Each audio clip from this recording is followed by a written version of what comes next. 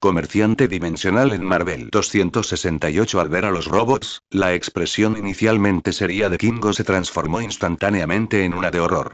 Ahora finalmente entendió por qué Josh había estado tan tranquilo. Este hombre conocía la habilidad de Druig desde hacía mucho tiempo y ya había preparado una contramedida.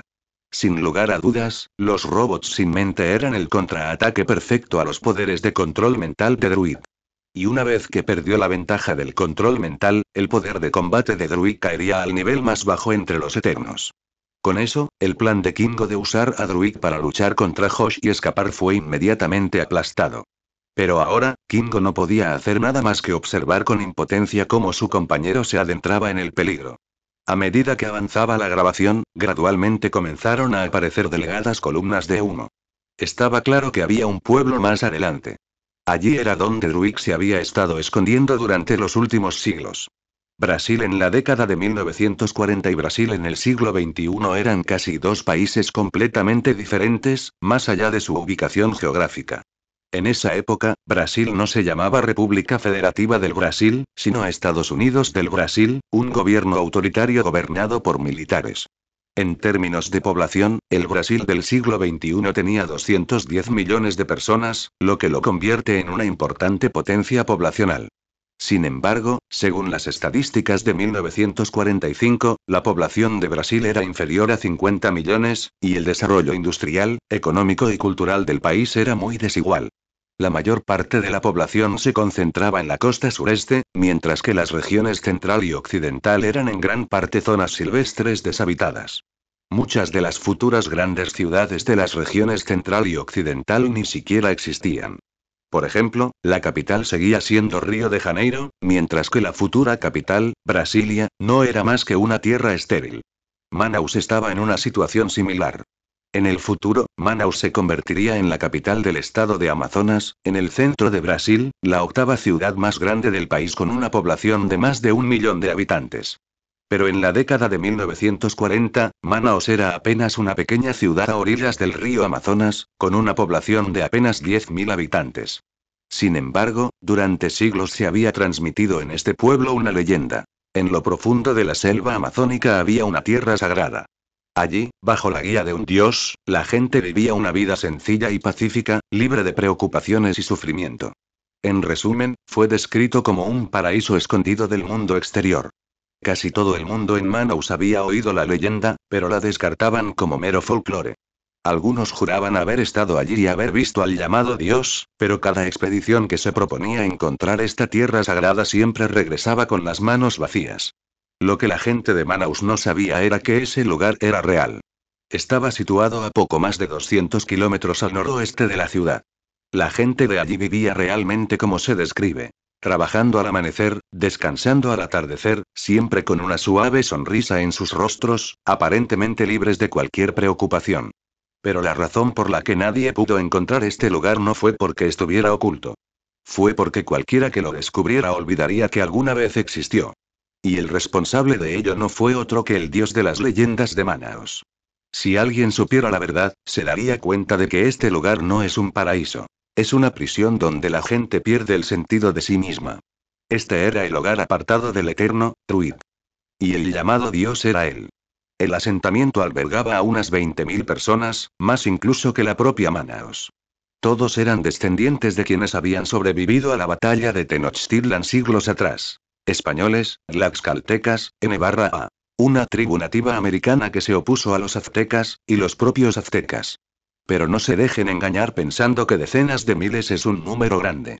Tenochtitlán fue una vez la capital del imperio azteca, con una población de más de 200.000 habitantes. Después de sumar miles de invasores españoles y decenas de miles de guerreros tlaxcaltecas, incluso después de la brutal batalla, más de 100.000 personas habían sobrevivido. Sin embargo, después de siglos, en lugar de crecer, su población se había reducido a solo 20.000. La razón era simple. Druig no era realmente un dios. Aparte de controlar las mentes, no tenía ningún poder y nunca le importó mejorar sus condiciones de vida. Durante siglos, la gente bajo su control vivió en un estado primitivo, casi medieval. Su agricultura apenas producía alimentos suficientes para sobrevivir. Sus condiciones médicas e higiénicas eran igualmente primitivas. Como eterno, Druid no necesitaba comida ni agua para sobrevivir, e incluso el veneno no podía matarlo, por lo que las condiciones ambientales no significaban nada para él. Pero los humanos bajo su control eran diferentes. Si enfermaban gravemente o sufrían heridas graves, no recibían tratamiento. En cambio, simplemente morían en paz bajo el control de Druid. No eran más que sus marionetas. Incluso sus matrimonios y descendencia fueron dictados por la voluntad de Druid. Las malas condiciones médicas provocaron bajas tasas de natalidad y una alta mortalidad infantil. En tales circunstancias, no fue sorprendente que su número siguiera disminuyendo. Así que, la supuesta protección de Druid era, en realidad, la asfixia total del futuro de esta gente. Para ellos, él nunca fue un dios, sino un demonio envuelto en ropajes divinos, que manipulaba sus mentes desde arriba. Cuando los robots entraron en la aldea y vieron las sonrisas entumecidas en los rostros de los aldeanos y sus movimientos mecánicos, la expresión de Josh se oscureció. Sí, la humanidad tuvo conflictos, guerras brutales e incluso se masacraron unos a otros. Pero eso era asunto de la humanidad. Sin embargo, cuando un extraño de otra especie manipulaba las acciones humanas bajo la apariencia de Dios, eso era un asunto completamente diferente. Después de haber pasado años en este mundo, Josh ya había forjado una voluntad inquebrantable como gobernante. No sentía excesiva simpatía por los humanos bajo el control de Druid. Pero como ser humano, no pudo evitar preguntarse, ¿qué pasaría si él también estuviera bajo la influencia de Druid? Solo pensarlo era aterrador. Alguien como Druid no debería existir en este mundo. Eliminen a Druid a toda costa. Josh levantó la mano y dio la orden de matar a través de su dispositivo de muñeca a su ejército mecánico estacionado a más de 10.000 kilómetros de distancia. Esta vez, había desplegado los 100.000 robots militares comprados del universo Yo, Robot. Además, había adquirido miles de drones de Yuri para garantizar una vigilancia completa sobre toda la zona. No habría escapatoria para Druid. Incluso permitir que Druid viviera un segundo más parecía una amenaza inaceptable. No. No puedes hacer eso. Al oír la orden de Josh, Kingo entró en pánico e intentó detenerlo. Pero Josh lo ignoró y se concentró intensamente en la imagen holográfica que tenía delante. En el momento en que el ejército de robots entró en la aldea, los aldeanos controlados reaccionaron. Sin embargo, los robots no perdieron el tiempo en las negociaciones. Levantaron sus pistolas taser y dispararon. A pesar de ser de uso militar, la mayoría de sus armas eran letales. Pero como la captura de prisioneros era parte del combate, cada robot militar llevaba una pistola taser no letal, perfecta para la situación actual. En el caso de los robots con gran capacidad de carga, equiparlos con armas adicionales y aumentar su carga no tuvo ningún efecto en su movimiento, a diferencia de los soldados humanos. Uno a uno, los aldeanos se convulsionaron y cayeron al suelo bajo el ataque. TL/N. Pensé que los mataría a todos. Estoy muy contento con su decisión de no hacerlo. En el centro del pueblo, Druid rápidamente se dio cuenta de que algo andaba mal. A través de las mentes de la gente de afuera, vio a los robots atacando. Sin dudarlo, ordenó a los aldeanos que corrieran hacia los edificios de almacenamiento, tomaran las armas ocultas y lanzaran un contraataque organizado contra el ejército de robots. Al observar las imágenes en vivo de los robots, Josh de repente notó una figura familiar entre la resistencia. ¿Quién más podría ser sino Peggy Carter? A diferencia de los otros que manejaban armas de fuego que apenas rayaban a los robots revestidos de aleación, Carter era diferente. Aunque su conciencia estaba controlada por Druid, sus instintos de combate permanecieron intactos. Blandiendo un escudo de vibranium y una espada, atravesó las filas de robots como si caminara por un campo vacío, causando daños masivos a las fuerzas de Josh. La expresión de Josh se oscureció. Si convertía el daño que Carter infligió a los robots en los términos económicos actuales de la Tierra, ella básicamente estaba demoliendo un rascacielos con cada golpe. No importaba lo rico que fuera Josh, siempre sentía el golpe financiero. Sin mencionar que, considerando las mejoras a las que se había sometido y el equipo que llevaba, su inversión en Carter ya era una pérdida masiva. Esto no debería suceder.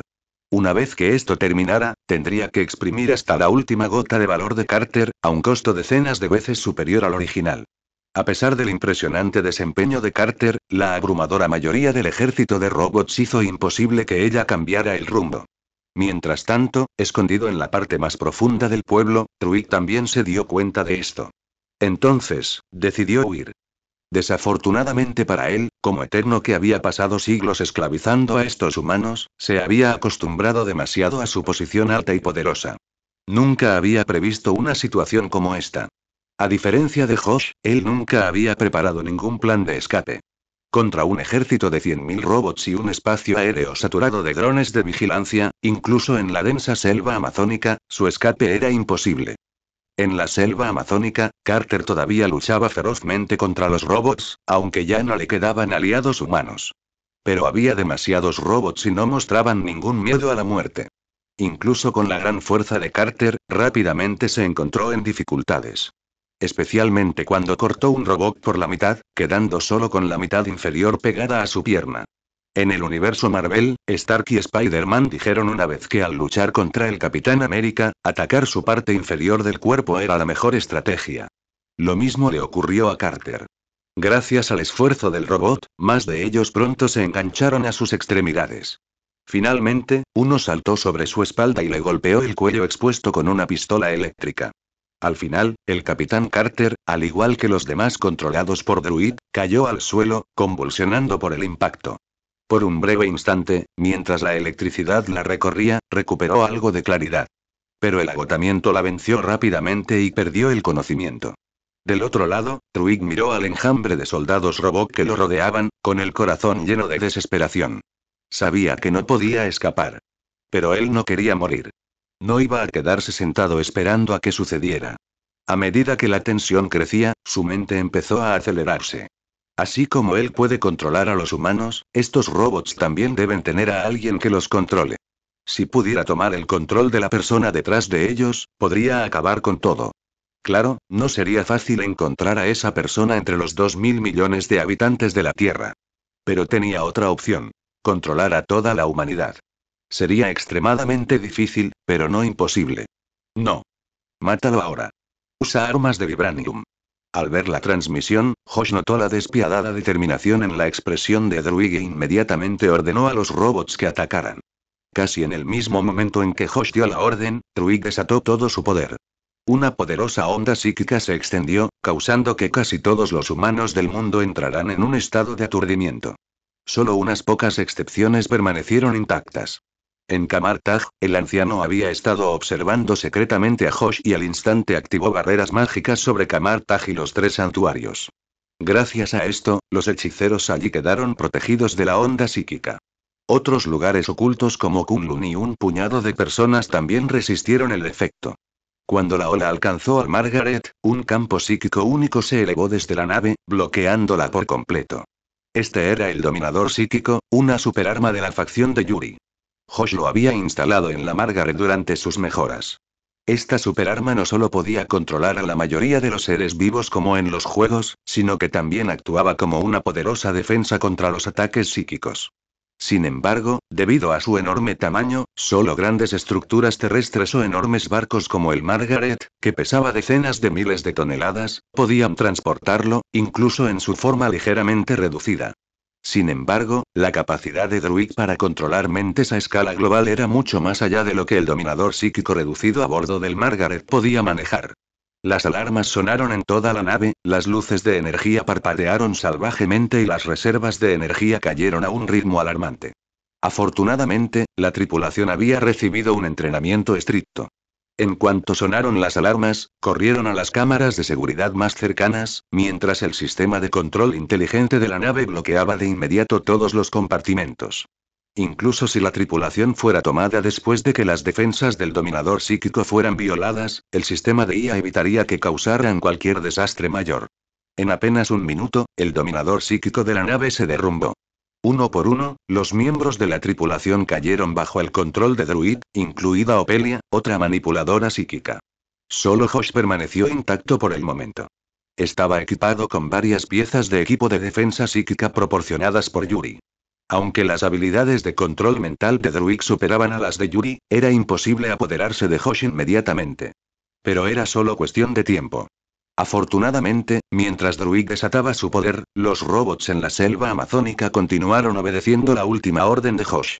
Las armas estándar de los robots militares no eran suficientes para matar a un Eterno instantáneamente debido a su fisiología única. Sin embargo, entre los robots que rodeaban a Druid, una unidad especializada había sido armada con armas de Vibranium suministradas por Hosh antes del despliegue. Bajo su implacable ataque, el cuerpo de Druid pronto resultó gravemente herido, incluso destrozado. A pesar de su pobre capacidad de combate fuera de sus poderes, su fisiología eterna le otorgó una resistencia increíble. Incluso con su cuerpo hecho pedazos, su cerebro continuó funcionando por un corto tiempo. Justo antes de que Hosh se perdiera completamente bajo el control de Druid, una espada de Vibranium atravesó el cerebro de Druid, acabando con todo. Pero justo antes de que se apoderaran de él, Hosh vislumbró una figura dorada y brillante. Sin embargo, en el momento en que el cerebro de Druid fue destruido, Hosh volvió a la realidad y la figura dorada desapareció instantáneamente. Cuando Hosh recuperó el sentido, parecía no darse cuenta de lo que acababa de ocurrir. Su atención se dirigió de inmediato a la pantalla donde yacía el cuerpo desmembrado de Druid. Sin dudarlo, dio la orden de retirada. En un instante, el ejército de 100.000 robots se retiró como una marea, llevándose a todos los que habían sido controlados, incluido Carter, así como los restos de Druid. No. No. Druid. Malditos humanos, pagarán por esto. Mis camaradas no dejarán que se salgan con la suya. Dentro de la nave, Kingo miró a Hosh con ojos inyectados en sangre, maldiciendo enojado mientras la pantalla se oscurecía. SHH, no, te equivocaste. No es que no me perdonen, Eternos, es que no los perdonaré. Hosh dio un paso adelante, sacudiendo suavemente las cadenas de Vibranium que ataban a Kingo. Mientras Kingo gritaba de agonía, Hosh pronunció con calma su escalofriante declaración. Unos minutos antes, en una granja aparentemente común y corriente de Dakota del Sur, una mujer nativa americana recibió a dos invitados. Un hombre de mediana edad, desaliñado y sin afeitar, y un hombre más joven y apuesto. Por supuesto, esto era solo una fachada. Si Hosh estuviera aquí, reconocería al hombre desaliñado como Randolph, la misma persona que, hace 2 años en Austria, le vendió 4 perros y la antigua propiedad de su familia. La aparentemente común y corriente mujer nativa americana y el joven que albergaba a Randolph no eran otros que Ahak, el líder de los Eternos, e Ikaris, el más fuerte entre ellos. En ese momento, los tres estaban disfrutando del té de la tarde de Ahak en un ambiente tranquilo. De repente, una onda psíquica, con la que todos estaban demasiado familiarizados, pasó por la granja. En el momento en que lo sintieron, las expresiones de Ahak e Ikaris cambiaron mientras intercambiaban miradas. ¿Druid ha perdido la cabeza? Habían pensado que había renunciado a su plan de controlar a toda la humanidad, pero aún así siguió adelante con él. ¿Necesitas ayuda?, preguntó Randolph, observando sus reacciones y dándose cuenta de que algo andaba mal. No, no hace falta. Ikaris, deberías irte. Sea lo que sea que esté planeando, deténlo, dijo Ahak con gravedad. Entendido. Ikaris le asintió a Ahak y se dirigió a la puerta. Pero justo cuando llegó a la entrada, la abrumadora ola psíquica desapareció de repente. Una escalofriante sensación de pavor se apoderó de Ahak e Ikaris. No. Druid está en peligro, Ikaris. La expresión de Ahak cambió drásticamente mientras ella le gritaba. Finalmente comprendió. La onda psíquica de Druid no era un intento de imponer su visión irreal de un mundo sin conflictos. Era su último grito antes de morir. Sin dudarlo, Ikaris se disparó hacia el cielo, corriendo hacia Sudamérica a toda velocidad. Mientras tanto, dentro de la nave Eterna Domo, oculta entre las ruinas de la antigua Babilonia en Irak, Makari, que estaba dormida, de repente sintió una lágrima deslizarse por su mejilla antes de despertarse de golpe. Al segundo siguiente, desapareció de su lugar. Ikaris no era tan rápido como Superman, pero aún así era increíblemente rápido, mucho más rápido que cualquier avión creado por el hombre. En apenas unos minutos estaba en el Amazonas, en el pueblo donde se escondía Druid. Pero algo extraño había sucedido. Todo el pueblo estaba completamente intacto. Solo la gente se había ido, todos y cada uno de ellos. Apenas unos momentos después de que llegara Ikaris, Makari también apareció. Por supuesto, eso no significaba que Makari fuera más lento que Ikaris. De hecho, aparte de no poder volar, Makari era mucho más rápido que él. La única razón por la que llegó segundos después fue la distancia. Dakota del Sur, donde había estado Ikaris, estaba a poco más de 6.000 kilómetros de distancia, mientras que Irak estaba a casi 12.000 kilómetros del Amazonas. El hecho de que solo estuviera unos segundos por detrás decía mucho de su aterradora velocidad. ¿Qué pasó aquí? ¿Dónde está Druid? Preguntó Makari en lenguaje de señas frenéticamente a Ikaris, moviendo las manos rápidamente. Tal vez para hacer que los Eternos fueran más identificables con los humanos, o para crear divisiones, los celestiales siempre les habían dado defectos a algunos de sus miembros. Por ejemplo, estaba Sprite, que nunca envejecía, y Makari, que era mudo. Sentí la oleada de energía psíquica de Gruig y vine aquí. Llegué solo unos segundos antes que tú, así que tampoco tengo ni idea de qué pasó, dijo Ikaris, sacudiendo la cabeza con expresión solemne. Al oír esto, Makari se puso aún más ansioso.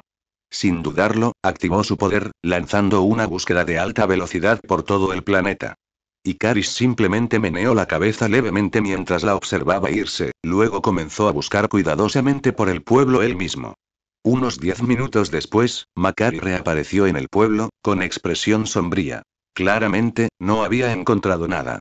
Ikaris, que había estado buscando por el pueblo, tampoco tuvo suerte. Todo el pueblo estaba demasiado intacto. No había señales de destrucción, ni rastros de batalla, ni siquiera huellas que sugirieran una evacuación a gran escala. Fue como si toda la población hubiera desaparecido en el aire. ¿Encontraste algo?, preguntó Ikaris, aunque ya podía adivinar la respuesta por la expresión de Makari.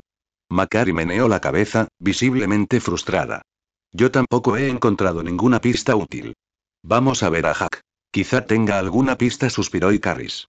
Makari no lo dudó y asintió inmediatamente. Incluso después de siglos de separación, los Eternos, aparte de Gruid, todavía confiaban profundamente en Jack como su líder.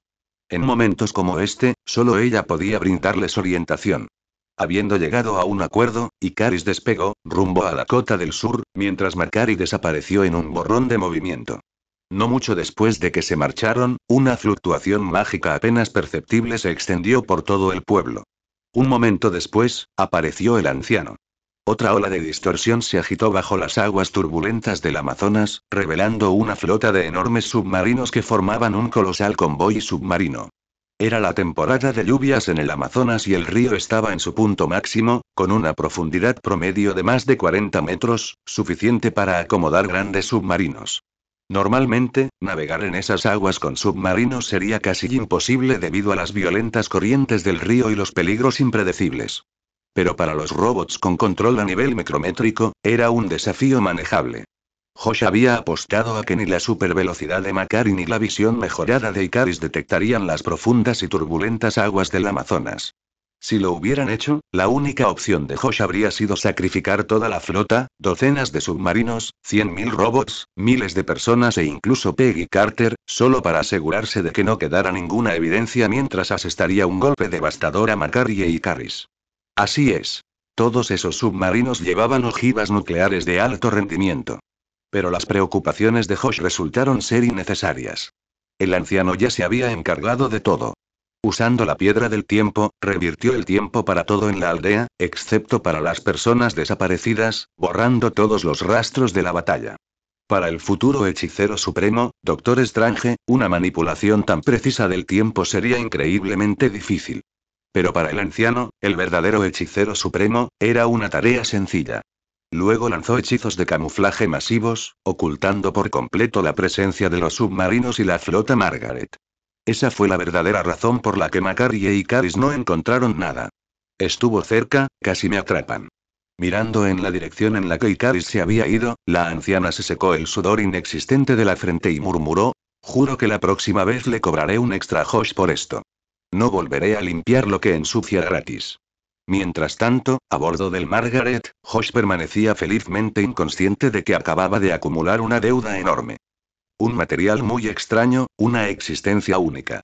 Aunque solo sea un cadáver, puedo sentir lo especial que es. ¿Una creación de los dioses? ¡Qué interesante! En la pantalla del sistema de comercio dimensional, Yuri jugaba con un brazo, casi obsesivamente, como si fuera un loco. Ese brazo pertenecía nada menos que a Druid, quien acababa de morir. En cuanto regresó el ejército mecánico, Josh almacenó de inmediato el cuerpo de Druid, junto con el de todos los que había controlado, excepto Carter, en el espacio de almacenamiento del sistema. Luego, contactó con Daenerys y Yuri. Primero entregó a Daenerys a esos miles de personas. Dado que habían estado aislados del mundo real durante siglos, viviendo un estilo de vida medieval, introducirlos repentinamente a la sociedad moderna sería un gran problema, especialmente en cantidades tan grandes. Enviarlos al mundo de Daenerys fue una mejor opción, ya que el entorno allí se parecía mucho al que estaban acostumbrados, lo que les facilitó la adaptación. En cuanto a contactar a Yuri, naturalmente fue para discutir el asunto de los Eternos. Tos, tos. Primero puedes estudiar esta parte del cuerpo. Te daré el resto cuando termine. En cuanto al vivo, centrémonos en encontrar la manera de contener a ese velocista. Josh se sintió un poco incómodo al ver la fascinación de Yuri, aunque comprendía que se debía únicamente a la fisiología única de los Eternos. La parte que le dio a Yuri para la investigación era el cuerpo de Druid, pero se quedó con la cabeza por ahora. La necesitaba para tenderle una trampa a Makari. Aunque los velocistas del universo Marvel no eran tan poderosos como los de DC, capaces de superar la velocidad de la luz, Makari seguía siendo aterrador. Recorría decenas de miles de kilómetros en cuestión de minutos. En las películas, incluso Ikaris, el llamado Superman, quedó completamente abrumado por Makari.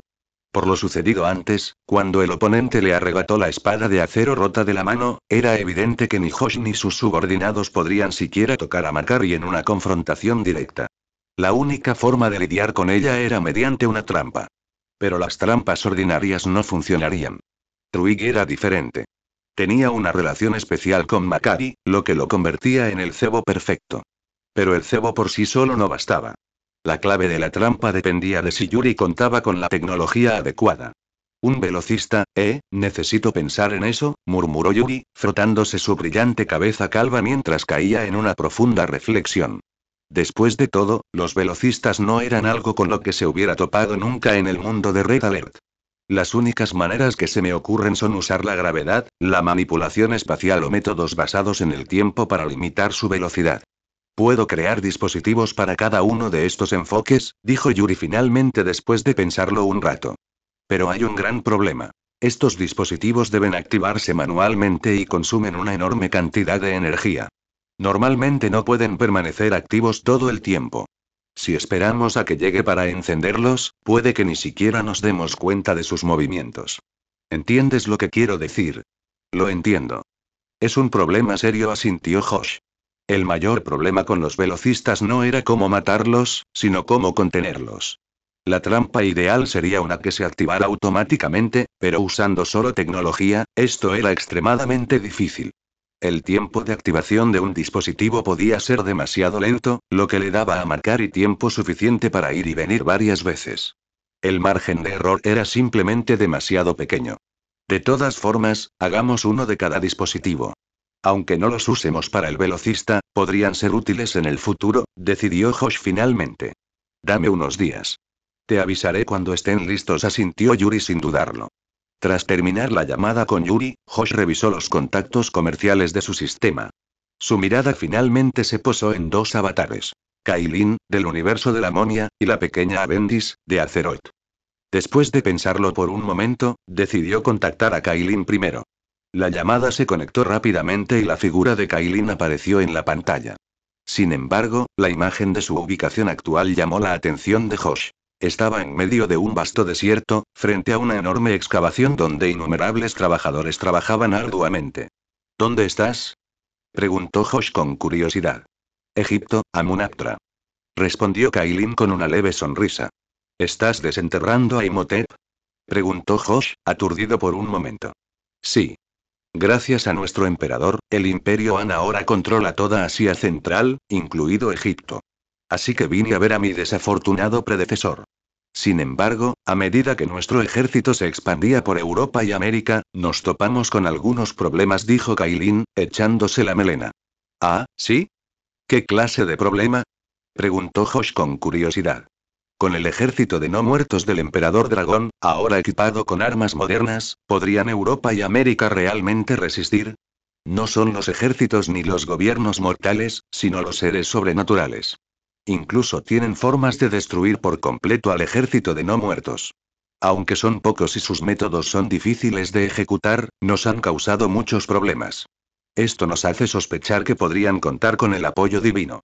Debe comprender, Lord Khan, que en nuestro mundo, los dioses rara vez aparecen, pero existen. La expresión de Kailin se tornó seria al hablar de dioses. Aunque habían entrado en el reino de lo extraordinario, a excepción del emperador dragón, los demás apenas estaban en el nivel inicial. La mención de los dioses no era algo que pudieran tomar a la ligera. Ya veo. Entonces, tu excavación de Amunaptra no se trata solo de Imhotep, ¿verdad? Preguntó Josh tras reflexionar un momento. Así es. Desde que su majestad resucitó, ha estado buscando rastros de los inmortales celestiales por las montañas del Imperio An, pero hasta ahora no ha encontrado nada. La única pista sobre los dioses, aparte de la posible existencia de dioses occidentales, es el panteón egipcio del que me hablaste. Así que mi verdadero propósito al excavar Amunaptra es ver si podemos encontrar alguna evidencia de los inmortales celestiales a través de los dioses egipcios, explicó Kailin. ¿Por qué los dioses egipcios, a pesar de su existencia, rara vez aparecían en el mundo? ¿Por qué permitieron que las civilizaciones que los veneraban fueran destruidas y reemplazadas? Aunque la mitología egipcia siguió siendo popular en el siglo XXI debido a su naturaleza misteriosa, su sistema de creencias original se derrumbó hace mucho tiempo, superado por las tres principales religiones de Oriente Medio. ¿Se debió a que los dioses egipcios no pudieron manifestarse debido a alguna restricción? ¿O simplemente no les importó la supervivencia de su fe? Estas eran preguntas para las cuales tanto el emperador dragón como Kailin querían respuestas. Josh también estaba interesado, sobre todo en el libro de los muertos y el libro de Amon-Ra.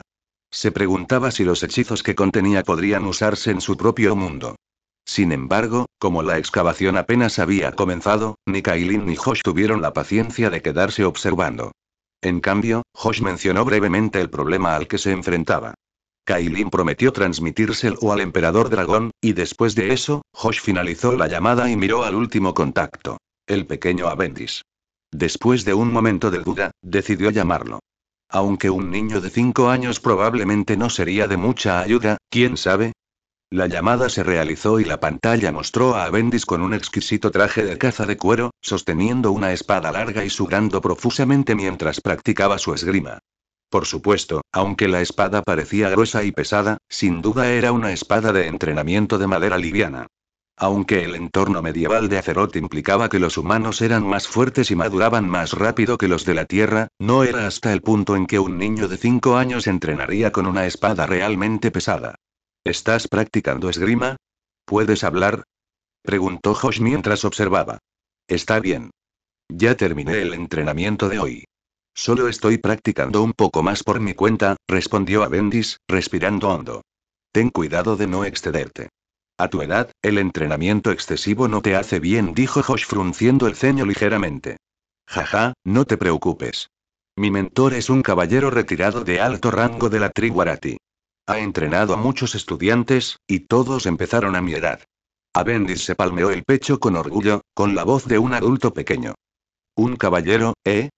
Avendis, ¿alguna vez has pensado en aprender magia? Preguntó Josh en lugar de seguir desanimándolo. Al igual que en otros mundos antiguos, los caballeros habían sido el núcleo del ejército del Imperio Aratorian y, posteriormente, de los 7 reinos, durante más de 1000 años. Eran indudablemente poderosos. Pero al final del día, los caballeros eran simplemente guerreros a caballo. En los tiempos más primitivos de Azeroth, los caballeros con armadura pesada podrían haber sido imparables. Sin embargo, con el auge de la magia y otras fuerzas sobrenaturales, los caballeros tradicionales fueron perdiendo protagonismo. La decadencia del Imperio Aratorian y el auge de los 7 reinos fueron una clara prueba de ello. ¿Cuál era el reino más fuerte en sus inicios? No Ventormenta. El verdadero ascenso de Ventormenta comenzó cuando Aegwin traicionó al consejo de Tirisfal y abandonó a Medivh. Este se unió entonces a Ventormenta, pasando de guardián de Tirisfal a guardián de Ventormenta. Por supuesto, el destino de Ventormenta también estuvo ligado a Medivh. Cuando cayó bajo el control de Sargeras, el reino fue destruido. Antes de la Edad de Oro de Ventormenta, los más poderosos de los 7 reinos eran Lord Aeron y Dalaran. ¿Por qué? Porque Lord Aeron tenía la Iglesia de la Luz Sagrada, y Dalaran estaba gobernado por magos. En sus inicios, Lord Aeron no tenía paladines, pero sí sacerdotes que manejaban la luz. Sus habilidades curativas mantenían a sus ejércitos fuertes y reducían sus bajas, convirtiéndolos en una fuerza en constante crecimiento. A medida que la Iglesia de la Luz Sagrada cobraba importancia, Lord Aeron se convirtió en el reino dominante. Más tarde, con la fundación de la Orden de los Paladines por Alonsus Faol, Lord Aeron alcanzó su apogeo. En cuanto a Dalaran, no hacía falta entrar en detalles. Cada era tenía su facción más fuerte, pero los magos siempre fueron los favoritos de Blitzard. En comparación, el verdadero sucesor del Imperio Aratorian, Stromgarde, N/A. Tierras Altas de Arati, no era el más débil de los 7 reinos. Aún así, contaba con el mayor ejército permanente, pero debido a la falta de poder de alto nivel, su fuerza general era solo de rango medio. Stromgarde se ubicó por encima de Alterac, Gilneas y Ventormenta, y quedó en cuarto lugar entre los 7 reinos, incluso detrás de Kultiras. A pesar de sus deficiencias militares, Kultiras disfrutaba de un dominio casi absoluto sobre el comercio marítimo humano. Su poder económico superaba con creces lo que otros reinos podían imaginar. En cuanto a poder financiero, Kultiras era posiblemente el número 1. Sin embargo, al igual que Stromgarde, Kultiras carecía de poderes sobrenaturales, lo que le impidió superar a Lord Aeron y Dalaran.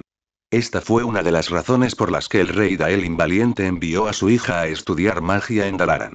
No solo porque Jaina tenía un talento extraordinario para la magia, sino porque Kultiras necesitaba experiencia mágica. Por supuesto, Daelin nunca imaginó que su cuidadosa preparación terminaría dando como resultado una hija que lo traicionaría. Josh no quería menospreciar a los guerreros. Después de todo, Azeroth tenía muchos héroes guerreros poderosos.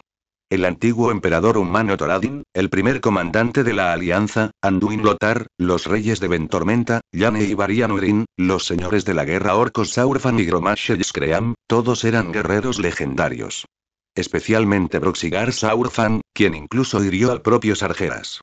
Pero también era innegable que en Azeroth, el camino del guerrero era mucho más difícil que el de otras profesiones. Su potencial de crecimiento era más limitado, y los guerreros de élite eran mucho más escasos que sus homólogos en otras profesiones convencionales. ¿Cuáles eran las profesiones convencionales?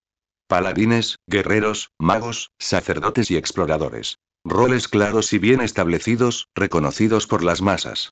Para los orcos y los elfos de la noche, los chamanes y los druidas también encajan en esta categoría. En contraste, profesiones como cazadores de demonios, caballeros de la muerte, brujos y pícaros, aunque poderosas, poseían fuerzas y métodos que las hacían difíciles de aceptar. Incluso cuando luchaban por la justicia, a menudo se les veía como lobos solitarios, nunca plenamente reconocidos por el resto del mundo. En el mejor de los casos, se convertían en figuras legendarias atípicas, siempre a la sombra de las profesiones convencionales. Debido a las limitaciones inherentes a la profesión de guerrero, Josh no quería que el joven Alvendis perdiera demasiado tiempo en un camino tan difícil. ¿No sería mucho mejor convertirse en un mago poderoso como Jaina? Por supuesto, convertirse en sacerdote o paladín como el futuro Anduin Urin tampoco era una mala opción. Gracias a la existencia del sistema de comercio dimensional, Josh no tenía que preocuparse por los conflictos habituales entre la autoridad real y el poder religioso. Tales preocupaciones no afectarían al joven Alvendis. Pero había un problema. Gracias a las sutiles preguntas de Josh, ya había descubierto que el padre de Alvendis no pertenecía a la Iglesia de la Luz Sagrada. Era un monárquico acérrimo y no tenía una estrecha relación con la Iglesia. Esto significaba que Alvendis no podía expresar repentinamente un interés en aprender los caminos de la luz sagrada sin despertar sospechas. En comparación, la magia era un campo mucho menos restringido.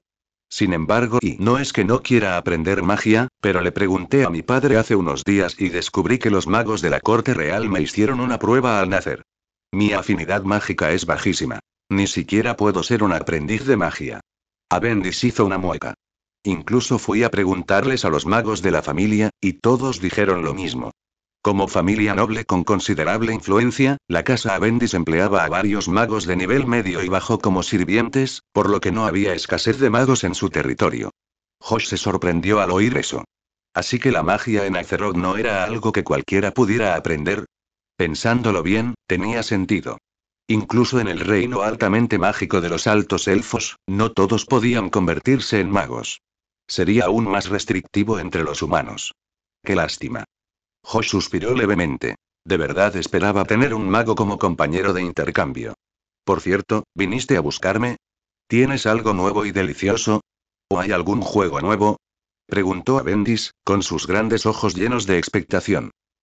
No, es que, al ver la cara de ansiedad de Alvendis, Josh dudó un momento y luego explicó brevemente su situación. No esperaba que a Bendis le ofreciera ningún consejo útil. Es fácil, solo usa una trampa de congelación o una trampa de hielo. Exclamó a Bendis sin dudarlo. ¿Una trampa de congelación para cazadores o una trampa de hielo? Los ojos de Josh se abrieron de par en par, sorprendido. ¿Cazador? ¿Cómo podría un cazador permitirse herramientas mágicas tan caras? Incluso mi padre solo las usaba para cazar bestias feroces y troles. Son creaciones alquímicas de magos. Bendis miró a Josh confundido. Obviamente, los dos estaban hablando de cosas completamente diferentes. Josh se refería a la clase de cazadores del juego, mientras que Bendis pensaba en los cazadores como leñadores y tramperos comunes que vivían en la naturaleza. En el verdadero Azeroth, no existía la profesión de cazador. En su lugar, existían arqueros elfos de la noche, exploradores elfos nobles y fusileros enanos. Pensándolo bien, tiene sentido. Los cazadores eran una clase popular en el juego, con una enorme base de jugadores. Pero en un contexto realista, la profesión no tenía mucho sentido. Los animales de compañía, poderosos y confiables, no eran fáciles de domesticar. Incluso los elfos nocturnos amantes de la naturaleza tuvieron dificultades para domesticar criaturas salvajes y fuertes a voluntad. Y los enanos, que amaban la forja y la maquinaria, eran aún más improbables. Incluso el llamado cazador legendario Rexxar en realidad no era un cazador. Era solo un guerrero con un compañero bestia. Pero nada de eso le importaba a Josh ahora. Lo que importaba era que había encontrado la manera de lidiar con el velocista. Una herramienta mágica rara. Sonaba increíblemente útil. Gran Arisem, necesito tu guía. En el vasto espacio de la consciencia, Ajak le habló a Arisem con expresión seria. Druig y Kingo han desaparecido. No podemos encontrarlos, y no sabemos quién lo hizo. Tras descubrir la desaparición de Druid, Ajak presentía que algo andaba mal y reunió rápidamente a todos los Eternos. Solo entonces se dieron cuenta de que no solo Druid había desaparecido, sino también Kingo. Para encontrarlos, Ikaris y Makari llevaron a cabo una búsqueda a gran escala por todo el mundo. Makari, en particular, investigó minuciosamente a personas a quienes les había robado anteriormente, incluyendo a Josh. Sin embargo, para cuando se llevaron a Druid, tanto su cuerpo como el de Kingo ya estaban almacenados en el almacén del sistema, con todo rastro borrado por completo. Así que, por mucho que Makari buscara, no pudo encontrar ninguna pista de Josh. Además, no era muy paciente, y había robado a muchos mortales en el pasado. Nunca se le ocurrió vigilar sus acciones. Como resultado, a pesar de sus esfuerzos, la búsqueda mundial no arrojó nada útil. No había rastro de los dos desaparecidos.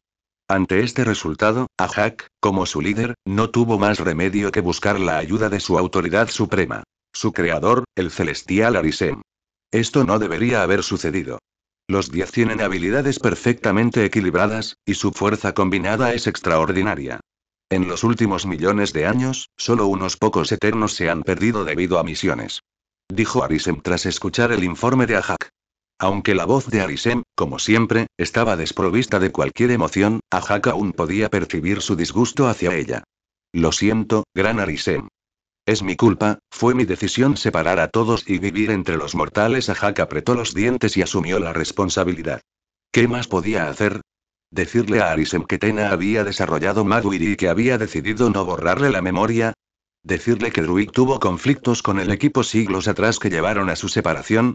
No había duda de que Arisem, como el juez celestial, era la encarnación de la equidad y la justicia.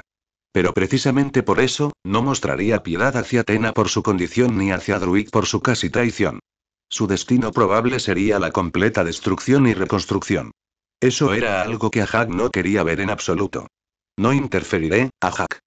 Este es un desafío que debes afrontar, igual que los desviantes. Mientras la emergencia se desarrolle sin contratiempos, cualquier sacrificio vale la pena, no quiero que me molestes por asuntos tan triviales. Dijo Arisem con frialdad. Entiendo, Ajak respiró profundamente y respondió. En el momento siguiente, el espacio a su alrededor cambió y su conciencia volvió a la realidad. ¿Cómo te fue? ¿Qué dijo Arisem? En cuanto Ajak despertó, Cersei, ansiosa, preguntó de inmediato. El resto de los Eternos también volvieron sus ojos hacia Ajak, esperando su respuesta. Arisem dijo que este es un desafío que debemos enfrentar, tal como lo hicimos con los desviantes, suspiró Ajak mientras miraba a todos. Pero ella no mencionó en absoluto las duras palabras de Arisem. A diferencia de los otros Eternos, cuyos recuerdos se borraban después de cada misión, Ajak, como su líder, conservó los recuerdos de innumerables misiones durante millones de años. Ella lo entendió muy bien. No eran más que herramientas de los celestiales. Y las herramientas no necesitaban pensamientos propios. Una vez que lo hicieron, a menudo fueron destruidos. A lo largo de los años, había visto a muchos de sus antiguos compañeros borrados por errores. No quería que quienes ahora estaban a su lado corrieran la misma suerte.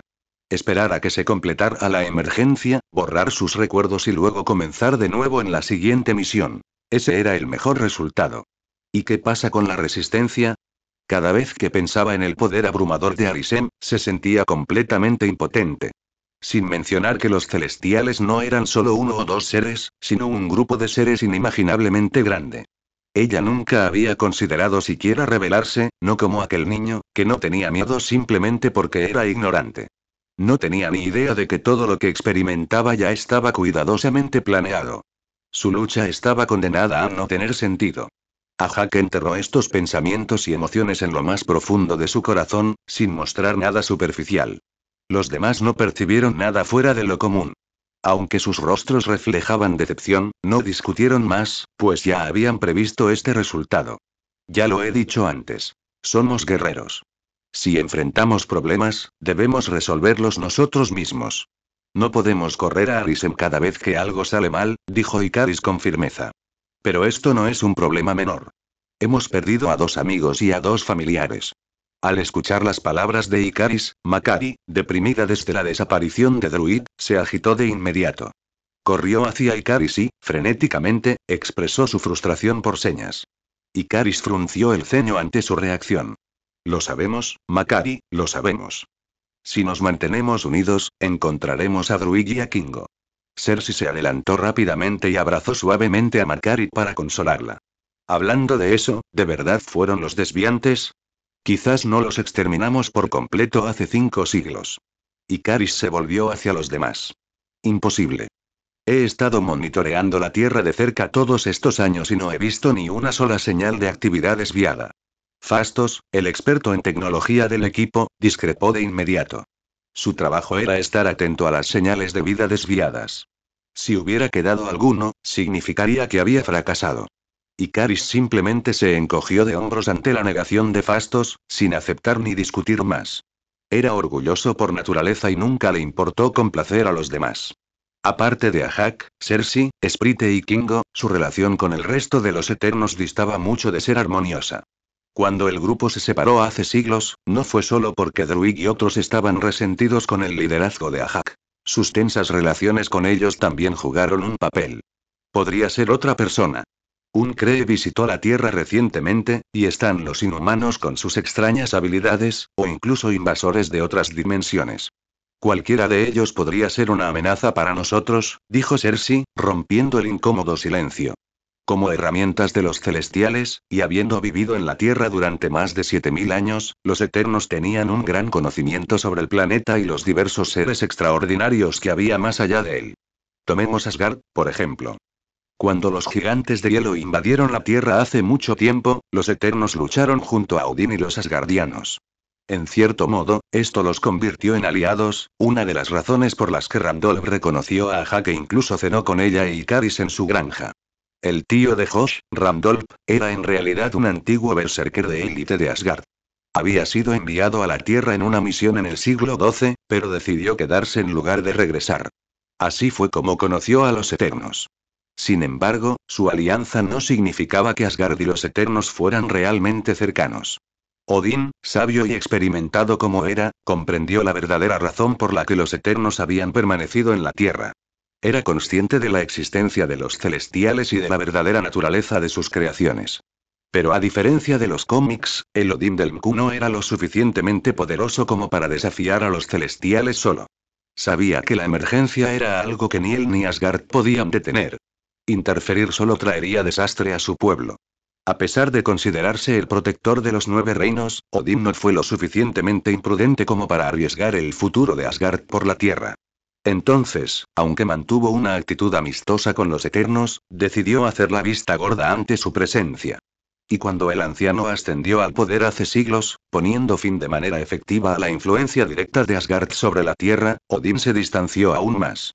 Es improbable que haya invasores de otras dimensiones.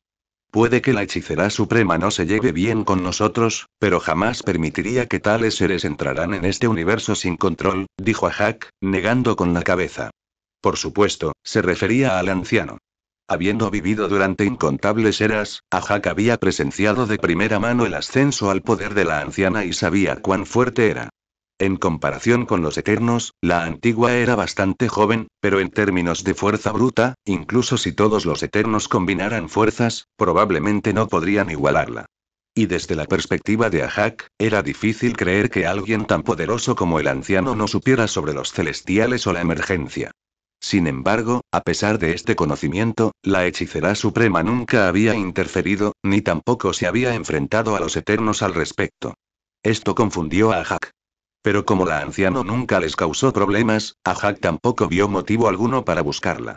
Pero estaba segura de que ningún invasor extradimensional podría escapar al escrutinio de un ser tan poderoso.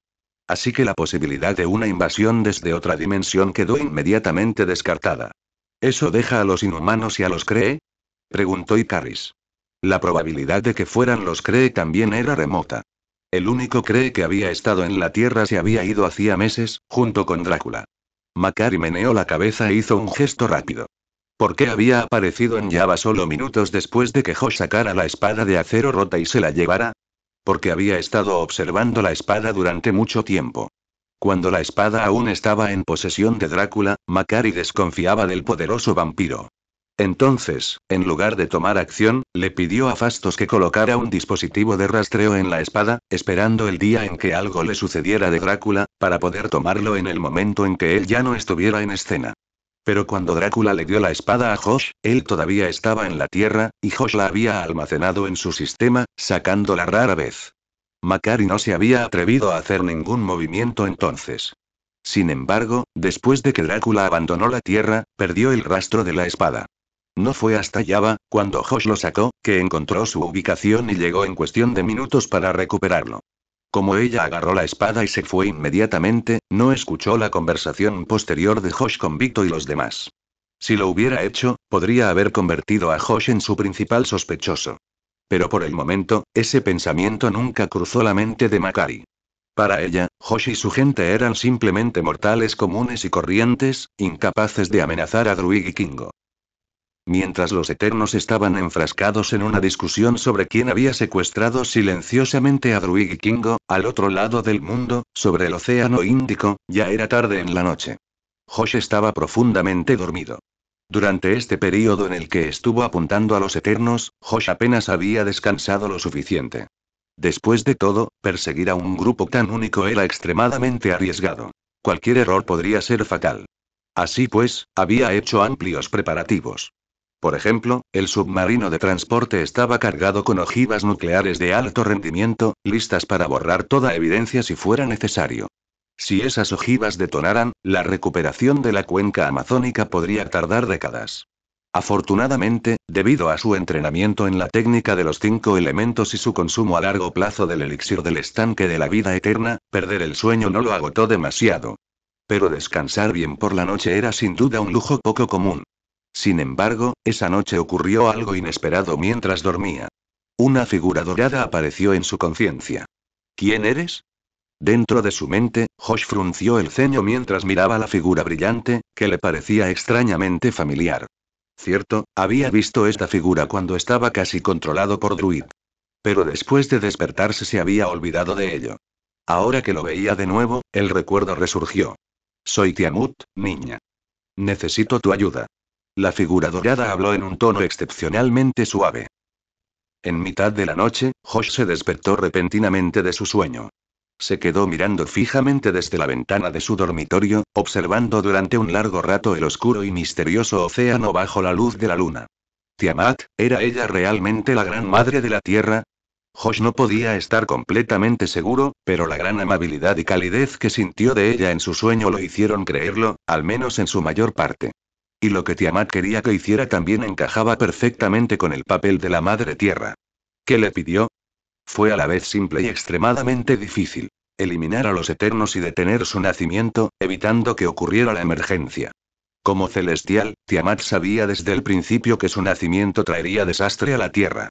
En la línea de tiempo original, si esos pocos Eternos no hubieran decidido detener la emergencia por sus propias razones, y si Tiamat no hubiera aprovechado la oportunidad de quitarse la vida a través de Cersei, la Tierra habría sido destruida. Pero en ese momento, esos Eternos aún no habían desarrollado la idea de detener la emergencia. Esto los convertía en el mayor obstáculo de Tiamat, uno que debía ser eliminado. A los ojos de Tiamat, las criaturas de la Tierra eran sus verdaderos hijos, mientras que los Eternos eran meros instrumentos enviados por otros celestiales. Sus vidas no importaban. Sin embargo, como era una celestial incompleta y ni siquiera podía comunicarse adecuadamente con humanos comunes, poco podía hacer más allá de observar cómo se desarrollaba todo. Para cambiar su destino, necesitaba ayuda externa. El estallido psíquico global de Druid le dio a Tiamat esa oportunidad. Los Eternos, como creaciones de los celestiales, eran naturalmente excelentes recipientes para el poder cósmico. Pero como el poder mental de Tiamat aún era débil, no podía controlarlos directamente. Solo podía influir en ellos bajo ciertas condiciones. La subida de poder de Druid había creado tal condición. Su habilidad, originalmente pensada para controlar a los humanos, se convirtió accidentalmente en un puente que le permitió a Tiamat conectarse con la mente de Josh. En cuanto a por qué lo eligió, Tiamat no lo dijo y Josh no tenía forma de saberlo. El efecto del arrebato de Druid fue limitado, así que Tiamat solo tuvo tiempo de enviar unos pocos mensajes sencillos. Ni siquiera podía comunicarse con Josh cuando estaba despierto. Solo cuando dormía podía enviarle mensajes a través de su subconsciente. Pero había una manera de contactarla nuevamente. Si Josh pudiera encontrar el sitio de la emergencia y llegar físicamente al cuerpo de Tiamat, podría hacer contacto directo. La ubicación de su cuerpo estaba incluida en la información que ella le había dejado. Encontrar el sitio de la emergencia no fue difícil, pero excavar para llegar al cuerpo de Tiamat sería un desafío enorme. En la película, su forma emergió rápidamente, pero solo tras una larga serie de temblores pre-emergencia. Antes del evento real, terremotos masivos ya habían comenzado a sacudir el planeta. Era el cuerpo de Tiamat ascendiendo lentamente a la superficie. En ese momento, sin embargo, todavía estaba enterrada profundamente bajo tierra. Las partes más superficiales de su cuerpo estaban al menos decenas de kilómetros debajo de la superficie, mientras que las partes más profundas estaban cerca del núcleo de la Tierra. Esta es también la razón por la que el nacimiento de un celestial conduce a la destrucción de un planeta. Si el núcleo del planeta explota, ¿cómo podría sobrevivir? ¿Pero qué significa realmente a decenas de kilómetros bajo tierra?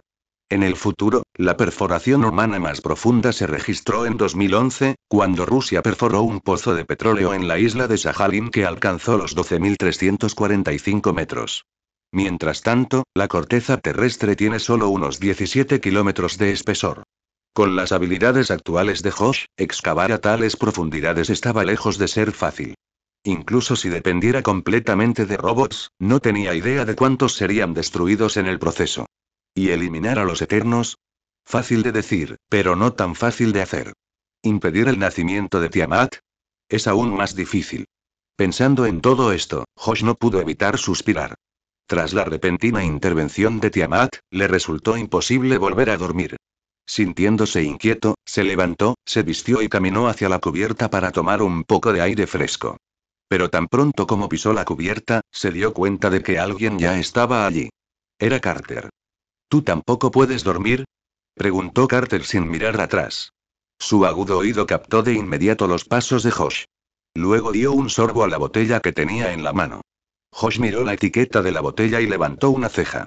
Maldita sea, Aquavite, un vodka con un asombroso contenido de alcohol del 96%.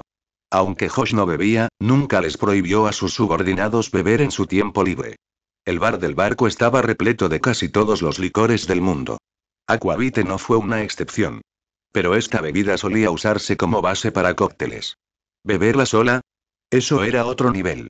Incluso el desinfectante médico solo tenía 75% de alcohol. Y si se acercaba a una chispa, se convertía instantáneamente en una bomba incendiaria. Solo alguien como Carter podría tratarlo como una bebida cotidiana. Tengo algo en mente, no sé qué hacer al respecto, suspiró Josh. Ah, ¿sí? ¿Nuestro intrépido Sir Khan de verdad tiene momentos de incertidumbre? Carter arqueó las cejas sorprendida. A sus ojos, Josh siempre había sido extremadamente seguro de sí mismo. ¿Crees en dioses? Preguntó Josh. Si te refieres al bastardo que me controlaba, te escupiría en la cara, respondió Carter con una mirada.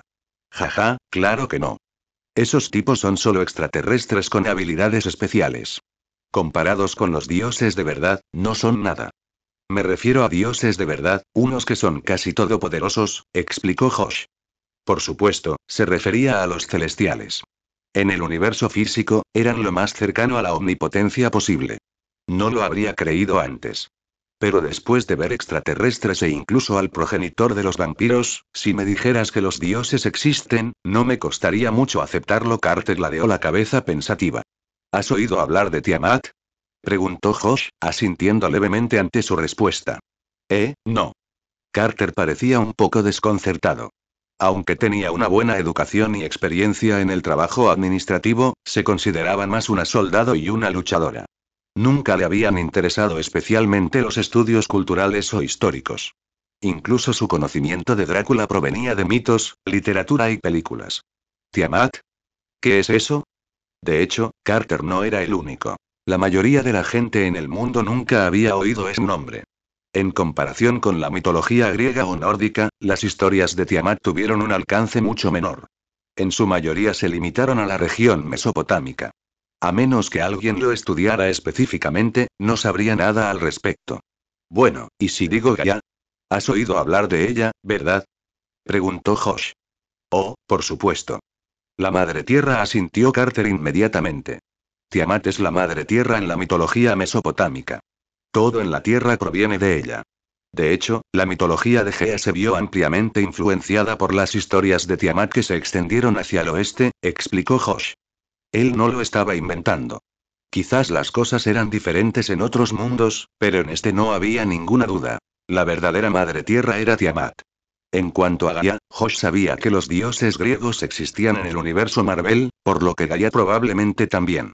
Pero cuando se trató del título de Madre Tierra, Gaia simplemente no calificaba. ¿En serio me estarás diciendo que esta Madre Tierra existe? Carter lo miró con los ojos entrecerrados. Si aún no había descubierto a dónde iba, más le valía jubilarse pronto y empezar a criar hijos. Aunque parezca increíble, sí, lo hace, admitió Josh. Sin contenerse, le contó a Carter todo sobre los celestiales y los eternos. No tenía elección. La presión que ejercían era simplemente demasiado grande. No era algo que pudiera asumir solo, incluso con sus ventajas. Al final del día, él seguía siendo solo un humano. Fuerte, sí, pero aún mortal. Necesitaba desahogarse. Necesitaba a alguien que le ayudara a llevar esa carga mental. Ahí era donde se diferenciaba de cierto futuro Iron Man. Pero no cualquiera podría soportar ese tipo de presión. Carter, con su fuerte sentido de la justicia pero sin el idealismo rígido del Capitán América, fue la elección perfecta. Y así, toda esa presión ahora recayó directamente sobre los hombros de Peggy Carter. Cuando Josh terminó de explicar todo, Carter no tenía palabras. Ella solo podía beber sorbo tras sorbo de su vodka. Hubo un tiempo en que ella pensó que Cráneo Rojo y el Capitán América eran la cima del poder humano. Pero después de conocer a Josh, revelación tras revelación destrozaron esa creencia. Extraterrestres. Inhumanos. Imperios galácticos. El progenitor de los vampiros. Y ahora, los celestiales parecidos a Dios y su herramienta. Los eternos. A este ritmo, incluso si Josh le dijera que había seres por encima de los celestiales, probablemente ya no se sorprendería. Por supuesto que no lo dijo en voz alta. De lo contrario, Josh le habría dicho con mucho gusto que sí, que esos seres existían. Al ver a Carter completamente aturdido, Josh de repente se sintió mucho mejor. Quizás por eso a la gente le gustaba hablar de sus problemas. Fue una gran sensación compartir la carga. Bueno, no hay de qué preocuparse demasiado. Los celestiales no suelen molestarnos a los mortales. Y pensándolo bien, la existencia de Tiamat garantiza la seguridad de la Tierra hasta que ocurra la emergencia. Si de alguna manera podemos mantener a la Gran Madre Tierra ilesa mientras prevenimos la emergencia, sería aún mejor, tener un celestial como respaldo. TSK, la civilización de la Tierra dominaría el universo. Sintiéndose mucho mejor, Josh le dio una palmadita a Carter en el hombro. Carter le puso los ojos en blanco. Ahora ella entendía por qué él no podía dormir y por qué le había dejado todo esto en sus manos. Así que ella solo era un basurero para sus preocupaciones, ¿eh? Y ahora él se hacía el bueno, intentando consolarla. ¡Qué intrigante! Por supuesto, eso era solo una broma consigo misma. En el fondo, ella estaba realmente muy conmovida. ¿Por qué Josh había compartido un secreto tan importante con ella en lugar de con otra persona? Porque confiaba en ella. Josh. Carter dudó por un momento antes de hablar. ¿Qué? Josh se giró hacia ella, confundido. Los vi. Apretó la mandíbula. ¿A quién viste? Josh frunció el ceño. Algo en su expresión le incomodó. Los wakandianos. El general fugitivo, Pani. Y la mujer que huyó de Wakanda con él ese día. Carter suspiró profundamente. ¿Qué? ¿Dónde están? La expresión de Josh se tornó seria. En un pueblo remoto de Brasil. Estaba rastreando criminales de guerra y pasé por allí. Iban disfrazados de civiles, pero aún así los reconocí, lo siento, Josh. Te oculté esto durante tanto tiempo. Simplemente, no me atreví a informarlo. Lo han dejado todo, e incluso tienen un hijo. Carter bajó la cabeza, con la voz grave. A pesar de que la mayoría de los países habían retratado a Wakanda como una fuerza malvada y opresiva, peor que la Alemania nazi y Cráneo Rojo juntos, Carter y la mayoría de los soldados involucrados sabían la verdad. Por más justa que fuera la justificación, esa guerra nunca había tenido como objetivo real la justicia. Sí, Wakanda había invadido Etiopía e interferido en la fundación de Israel. Pero como soldado y agente, Carter no había tenido el poder de cambiar nada. Todo lo que podía hacer era llevar a cabo su misión.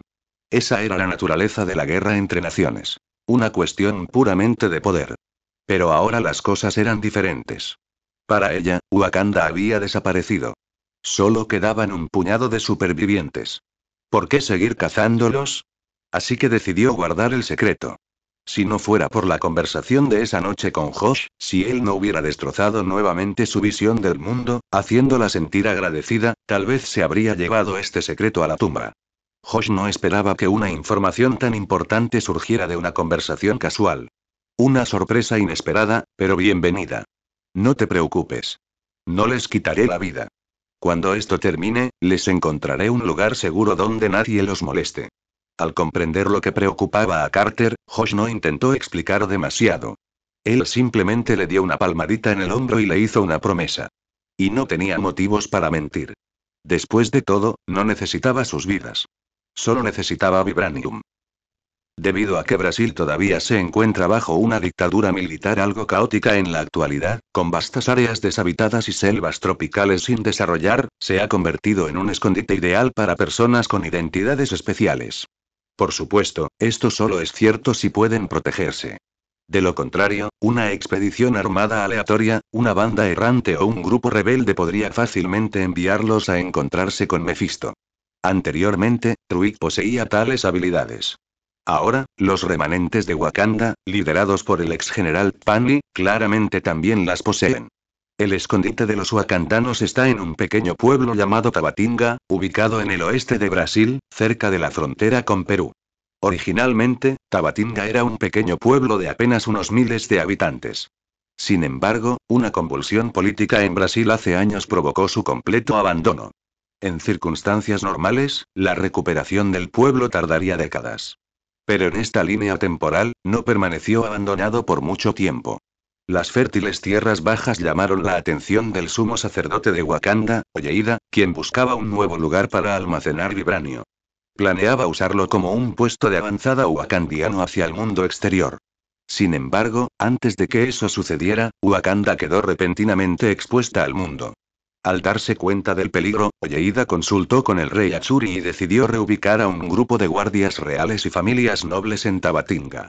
Inesperadamente, esta decisión se convirtió en el último salvavidas de Wakanda. Con la llegada de más wakandianos, especialmente tras la incorporación de Kpani y su gente, la población del pueblo superó rápidamente los 10.000 habitantes. Gracias a la tierra fértil de la ciudad, los wakandianos pronto la convirtieron en un paraíso escondido. Como toda la ciudad estaba habitada por wakandianos, se camuflaban bien al interactuar con forasteros. Incluso cuando los viajeros pasaban por allí, nadie sospechaba que todos los habitantes de la ciudad eran wakandianos.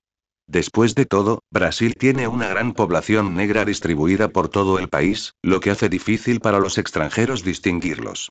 Pasaron 2 años, y los wakandianos se adaptaron lentamente a sus nuevas vidas. A menos que ocurriera algo inesperado, probablemente permanecerían aquí durante generaciones. Desafortunadamente, las cosas no salieron según lo planeado. No hace mucho tiempo, Carter pasó por la ciudad mientras buscaba a un grupo de criminales de guerra. Estos criminales ya estaban en mal estado, exhaustos tras la persecución de los agentes de la CIA. Su plan original era cruzar la frontera hacia Perú. Pero tras días de huida, estaban desesperados. Al toparse con este pueblito aparentemente próspero, decidieron robarlo a punta de pistola y divertirse. Desafortunadamente eligieron el peor objetivo posible. Cuando Carter y su equipo llegaron, los criminales estaban muertos en trampas de la selva o se habían convertido en alimento para jaguares y caimanes negros. Para la mayoría de las personas, ver a criminales morir de esta manera no parecería inusual. Pero Carter pudo notar por sus restos que algo andaba mal. Luego, mientras caminaba por la ciudad, vio a una mujer que llevaba un niño. La ex reina de Wakanda, Nanali. En ese instante, ella entendió todo. En ese momento, no tenía intención de revelar lo que había descubierto. No fue hasta que Josh se abrió a ella, haciéndole sentir un profundo sentido de confianza, que Carter finalmente le reveló la verdad. No mucho después, la pequeña ciudad dio la bienvenida a otro grupo de huéspedes no invitados. A las 4 de la mañana del 11 de noviembre, aunque la temporada de lluvias había terminado, sus efectos persistían. Toda la ciudad estaba envuelta en una espesa niebla, lo que dificultaba enormemente la visibilidad. 24 aviones BTOL descendieron silenciosamente a 5 kilómetros de Tabatinga y la rodearon. BTOL significa despegue y aterrizaje vertical. TL/N. Las aeronaves TOL, o despegue y aterrizaje vertical, son aquellas capaces de despegar y aterrizar verticalmente, sin necesidad de pista, e incluyen helicópteros, rotores basculantes y algunas aeronaves de ala fija con empuje vectorial.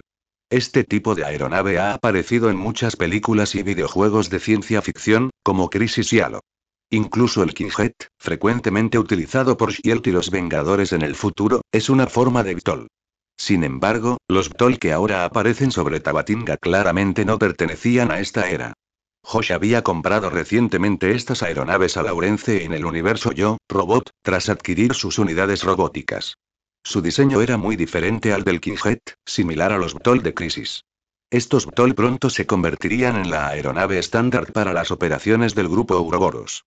Dada su tecnología altamente avanzada, no podían usarse bajo el nombre de la CIA. Si se supiera, Josh no podría explicarlo, pasar a lo que pasara. Cuando los BTOL aterrizaron, los primeros en salir fueron escuadrones de robots de grado militar. Les seguía un grupo de soldados vestidos con túnicas de clérigo estilo Equilibrium y con máscaras completamente cerradas. Eran los caballeros Jedi de Ouroboros. Todos ellos habían recibido mejoras, dominaban el Gun Kata y estaban completamente equipados con equipo de vibranio. Incluso sus aparentemente sencillas túnicas clericales estaban hechas de vibranio. Con los avances tecnológicos combinados de Alerta Roja y Yo, Robot, la investigación de Josh sobre el vibranio había progresado rápidamente. Puede que no superaran a Wakanda en su apogeo, pero no se quedaron atrás. Después de que el caballero Jedi desembarcó, un hombre y una mujer salieron de la aeronave marcada 01. El hombre era guapo y la mujer era impresionante. Sin embargo, no eran Josh y Carter. Josh no tenía ninguna razón para supervisar personalmente esta misión y, debido a la conexión personal de Carter con el asunto, no la envió. En lugar de eso, asignó a dos de sus subordinados más confiables. Ofelia y Vito. Ofelia estaba al mando, con Vito como su segundo al mando. Señora, todas las unidades están en posición, informó un caballero Jedi a Ofelia.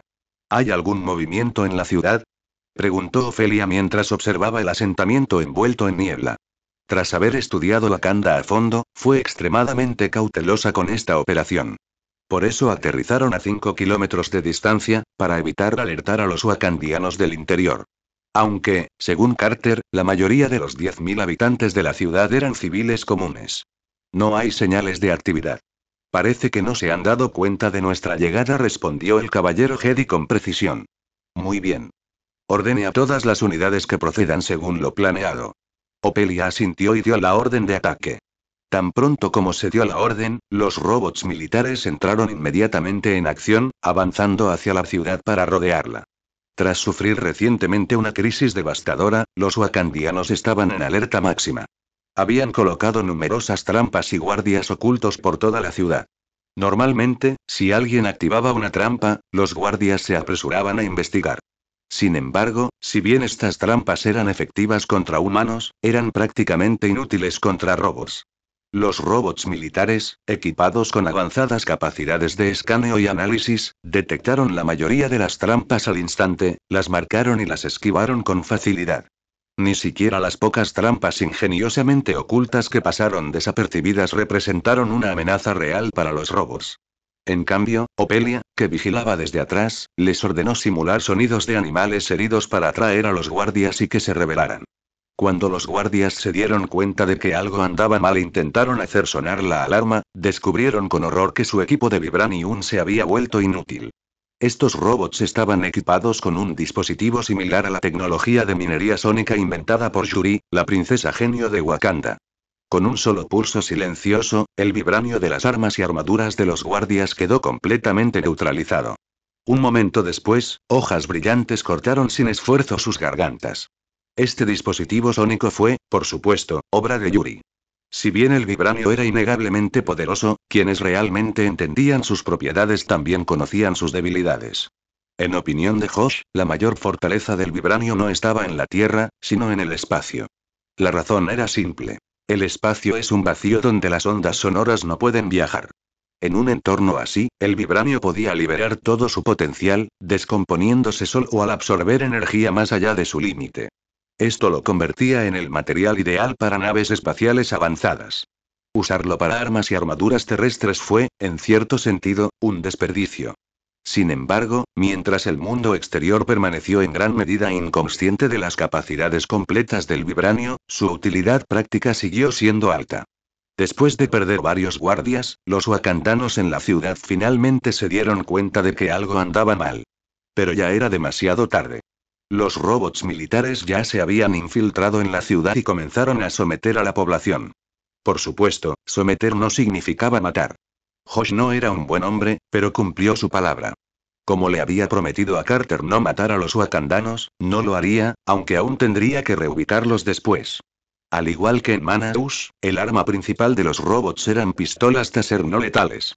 Pero aunque Josh había acordado no matarlos y reubicarlos adecuadamente, nunca había especificado dónde sería esa reubicación. No en la Tierra. Ni siquiera necesariamente en este universo. Entonces sí, hermano, ¿qué pasa? Dentro de una mansión en el centro de la ciudad, Nanali, que estaba profundamente dormido, se despertó sobresaltada por la conmoción exterior.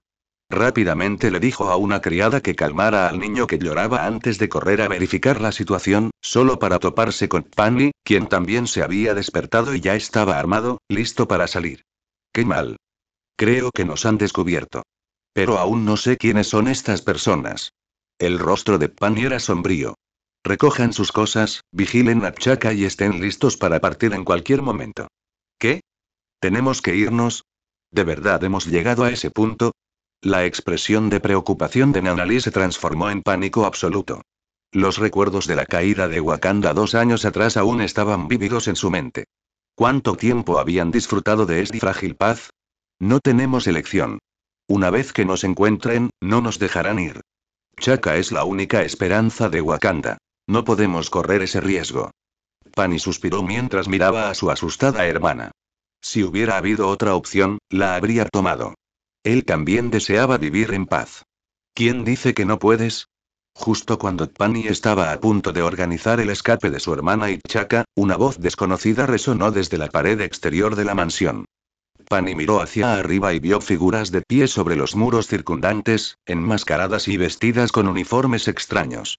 Los guardias se tensaron inmediatamente y rodearon a Pani y Nanali en una formación protectora. Los intrusos no eran otros que Vito y 24 caballeros Jedi de élite.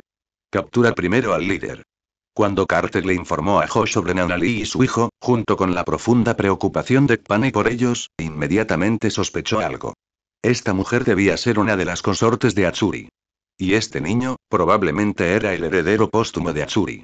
Incluso si no lo fueran, la mujer era claramente alguien de gran importancia para Tpani, el líder de las fuerzas restantes de Wakanda. De cualquier manera, tomar el control de ellos sería una ventaja estratégica. Por eso Josh había enviado a Vito para ayudar a Opelia en un ataque de decapitación. De lo contrario, Opelia sola habría sido suficiente para comandar esta misión. ¿Quiénes son?, preguntó Tpani. Sus atuendos iguales y sus rostros ocultos lo dejaban claro. No pertenecían a ninguna fuerza oficial de ninguna nación conocida. Pueden llamarnos Ouroboros. Ríndanse, Tpani. Entreguen todo el vibranio y les garantizo que les perdonaremos la vida, repitió Vito, intentando persuadirlos una vez más. No por bondad. Las órdenes de Josh eran evitar matar si era posible. Si Tpani se entregara voluntariamente, eso sería ideal. Pero Vito dudaba que eso sucediera. HMPH. Ratas cobardes ocultas tras máscaras. Si creen que pueden hacernos rendir con solo unas palabras, están soñando. Se burló Tpani, alzando su arma, listo para dar la orden de ataque. TSK. Si no piensas en ti mismo, al menos piensa en el niño. En ese momento, Vito rió entre dientes y se hizo a un lado para revelar una nueva figura. Un caballero Jedi apareció detrás de él, sosteniendo en sus brazos a un niño pequeño e inconsciente. Chaka. Exclamó Nanali con la voz llena de terror. Instintivamente, se lanzó hacia adelante, desesperada por recuperar a su hijo. Sin que ellos lo supieran, mientras hablaban, el intruso ya se había infiltrado en el dormitorio de Nanali, había noqueado silenciosamente a la criada que estaba de guardia y había secuestrado al niño. ¿Qué año es? Josh, que estaba monitoreando la operación de forma remota, no pudo evitar reír cuando escuchó el nombre. Vaya, vaya. Parece que nos tocó la lotería. Bajen a la niña. Tpani ordenó a sus guardias que detuvieran a su hermana mientras él guiaba al resto de sus hombres sin dudarlo hasta el caballero Jedi que estaba junto a Vito. Parecía como si quisiera usar sus fuertes habilidades de lucha para recuperar a T'Chaka. Pero desde un ángulo que nadie podía ver, había un atisbo de alegría en sus ojos. Durante los últimos 2 años, el anciano sumo sacerdote se había distanciado en gran medida de sus funciones, concentrándose únicamente en entrenar a su sucesor.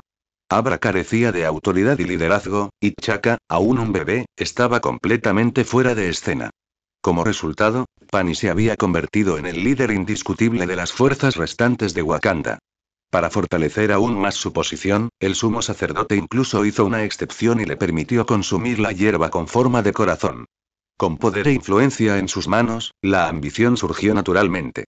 Pero como T'Chaka era su sobrino y el sumo sacerdote aún controlaba una importante fuerza militar y la ubicación de las reservas de vibranium, Tpani tenía que mantener sus ambiciones bajo control. Pero ahora Vito estaba usando a T'Chaka como palanca en su contra, jugando a su favor. Si T'Chaka muriera a manos de Vito, Tpani podría fácilmente ocupar su lugar y convertirse en el verdadero Pantera Negra. Todos creerían que estaba desesperado por salvar a T'Chaka, y todo su odio se dirigiría a los intrusos. Desafortunadamente, Tpani había calculado mal su propia fuerza. Cuando Wakanda cayó, se marchó pronto, sin saber que Carter y los supersoldados atacaban las minas. Los experimentos posteriores de Estados Unidos con supersoldados fueron aún más secretos. Lo que no sabía era que el oponente frente a él no solo era un supersoldado, sino que también estaba equipado con equipo de vibranium. Entonces y cuando, la hoja curva de Tpani fue bloqueada sin esfuerzo por la espada larga que Vito empuñaba. El resultado que esperaba cortar el arma del enemigo nunca se produjo. Espada de vibranium. Como wakandiano, Tpani la reconoció al instante solo por el sonido. Y además del arma en sí, la fuerza detrás del golpe de Vito lo sorprendió. Claro. Usa tu pequeño cerebro un segundo. Vinimos por el vibranio, así que claro que estamos preparados para tus armas de vibranio. Vito se burló al ver la sorpresa en el rostro de Tpani. Antes de que Tpani pudiera reaccionar, Vito giró su espada, haciendo a un lado la hoja curva y cortándole la cara. Presa del pánico, Tpani se retiró rápidamente. Llevaba una armadura de vibranio, pero a diferencia del auténtico traje de Pantera Negra, esta no le protegía todo el cuerpo. Su rostro estaba completamente expuesto. Vito aprovechó, continuó con sus ataques y obligó a Tpani a tambalearse hacia atrás. Al ver esto, los guardias de Wakanda se apresuraron a ayudar. Los 24 caballeros Jedi se dividieron. 6 se quedaron para proteger al que sostenía a T'Chaka, mientras que el resto cargó hacia la batalla. En un instante, el patio de la mansión se convirtió en un caótico campo de batalla. Sin embargo, el resultado de la batalla estaba claro. Ambos bandos tenían equipo de Vibranium, pero los caballeros Jedi tenían la ventaja. Dicho esto, los guerreros wakandianos, aunque no eran supersoldados, contaban con una superioridad numérica y protección de vibranio. En situaciones de uno contra muchos, los caballeros Jedi no podían terminar la pelea rápidamente. Rápido. El general y el príncipe están en peligro. Gritos en wakandiano resonaron desde afuera de la mansión. Habían llegado refuerzos. A pesar de que el perímetro exterior todavía estaba bajo ataque por fuerzas robóticas, los habitantes de Wakanda priorizaron la seguridad de Kpan y T'Chaka, dividiendo una parte de sus tropas para ayudar. Si estos refuerzos irrumpieran en la mansión, incluso un escuadrón completo de supersoldados tendría problemas. ¿Necesitas una mano? En ese momento, la voz burlona de Ofelia llegó a través del comunicador de Vito. Esto no es nada. Lo terminaré pronto. Vito permaneció impasible. Tras empujar a Tpani hacia atrás con un tajo, clavó su espada en el suelo y sacó una jeringa. El diseño era idéntico al de los sueros de transformación de bestias que había usado antes, pero a diferencia del líquido verde habitual, este era de un carmesí profundo. Mientras observaba desde el dispositivo de monitoreo, la frente de Ofelia se crispó en el momento en que vio el frasco. Madre mía. Estos wakandianos deberían haberse rendido. Ahora habían enfadado a Vito lo suficiente como para jugar su carta del triunfo. El jefe quería la menor cantidad de bajas posible, pero gracias a tus acciones, eso ya no es posible. Como esto ya se ha alargado demasiado, le pondré fin ahora mismo. Sin dudarlo, Vito se inyectó el suero en el cuello. Al darse cuenta de que algo andaba mal, Pani se lanzó inmediatamente hacia adelante y cortó con fuerza con su espada curva. Pero antes de que su golpe pudiera acertar, algo largo y poderoso lo aplastó y lo hizo volar. Afortunadamente, su armadura de vibranium absorbió la mayor parte del impacto. Sin embargo, cuando se puso de pie, lo que vio lo dejó en shock. Vito se había transformado por completo. Con casi 3 metros de altura, su cuerpo era delgado pero musculoso, con extremidades poderosas, garras afiladas como navajas, una cabeza amenazante, una cola larga y gruesa y un par de alas enormes parecidas a las de un murciélago. «¡Demonio, eres un demonio!», exclamó Pani horrorizado. «¡Demonio, mi trasero! Soy un sangre de dragón». Molesto por el insulto, Vito rugió con furia, su garganta se abultó mientras dejaba escapar una ráfaga de llamas abrasadoras. Así es, este no era un suero de transformación de bestias común y corriente. A diferencia de las versiones anteriores que usaban ADN de dinosaurio, este suero fue creado utilizando el material genético de un dragón, obtenido de Daenerys. Aunque los dragones de Juego de Tronos eran considerados débiles en comparación con los de los mundos de alta fantasía, todavía eran muy superiores a los dinosaurios. En términos de fuerza, defensa y regeneración, este nuevo suero de dragón superó ampliamente las fórmulas de transformación de bestias y los sueros de supersoldados. Lo más importante es que otorgaba el poder de respirar fuego. Verdaderas llamas de dragón. Una mejora sobrenatural perfecta. Por supuesto, el suero que utilizó Vito tenía serias limitaciones. Los genes violentos del dragón eran insoportables para los humanos comunes. Durante los experimentos iniciales, los sujetos de prueba quedaron reducidos a cenizas por el puro poder de la furia genética del dragón. Sin embargo, los supersoldados mejorados podrían resistir esta fuerza violenta. Aún así, utilizar el suero les produjo un dolor insoportable, incluso a ellos. La ira de Vito no se debía solo a que Pani lo había llamado demonio. El dolor abrasador también hacía que sus emociones fueran inestables. Pero a pesar de sus efectos secundarios, el poder del suero era inmenso. Las llamas del dragón estallaron, envolviéndolo todo en un radio de 10 metros frente a él. Pani y más de una docena de guerreros wakandianos fueron consumidos instantáneamente por el infierno. No murieron quemados inmediatamente. Después de todo, el vibranio era resistente al fuego. Pero el calor abrumador los hizo sufrir terriblemente. Sus armas se les cayeron de las manos mientras gritaban de agonía, intentando desesperadamente escapar de la zona de fuego. Pero no llegaron muy lejos. Su armadura de vibranio no les protegía por completo. Si bien las zonas cubiertas resistían las llamas, la piel expuesta se quemaba en segundos. Sobrevivir era imposible.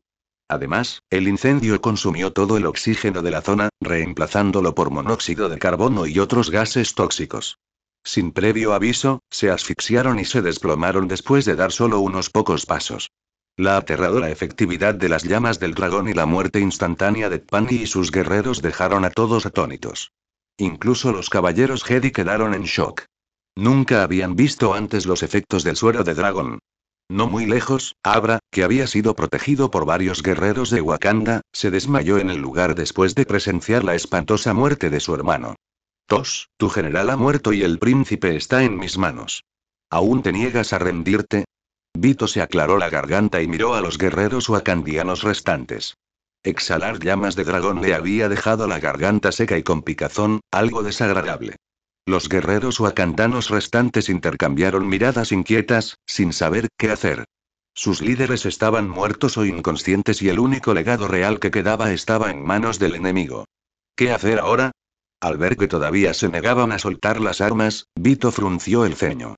Se preparó para desatar otra ráfaga de fuego de dragón. Los guerreros de Wakanda, aterrorizados, se estremecieron al ver eso, pero su fe en la Pantera Negra les impidió rendirse, incluso frente a la muerte. Bajen las armas, nos rendimos. Una voz frágil y envejecida llegó desde afuera del patio. Momentos después, bajo la protección de dos guerreros wakandianos, una figura encorvada entró en la mansión. Sumo sacerdote. Los guerreros de Wakanda se arrodillaron inmediatamente al reconocerlo.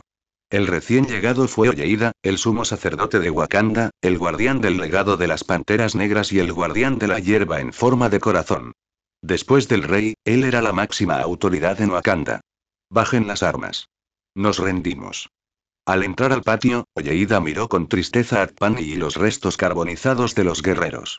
Luego, su mirada se dirigió a T'Chaka, aún sujetado por el caballero Jedi. Con un profundo suspiro, dio su orden una vez más. Esta vez, los guerreros de Wakanda no lo dudaron. Una a una, sus armas cayeron al suelo. Anciano, al menos sabes lo que te conviene. ¿Ves? Si hubieras hecho esto antes, no habría muerto tanta gente. Vito resopló fríamente. Soy Oyeida, sumo sacerdote de Wakanda. ¿Puedo preguntar cómo debo dirigirme a usted? Oyeida permaneció tranquilo, imperturbable ante la burla de Vito, y se presentó. Llámame Víbora. Como su organización se llamó Ouroboros, sus miembros naturalmente adoptaron nombres en clave con temática de serpientes.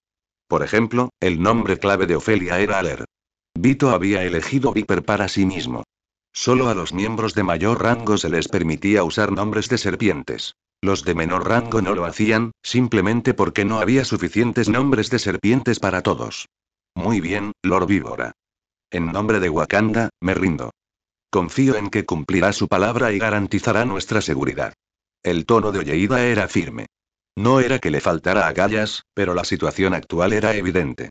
Mayor resistencia solo resultaría en muertes innecesarias. Como sumo sacerdote, su primer deber era asegurar la supervivencia del linaje real, lo que significaba la seguridad del príncipe T'Chaka.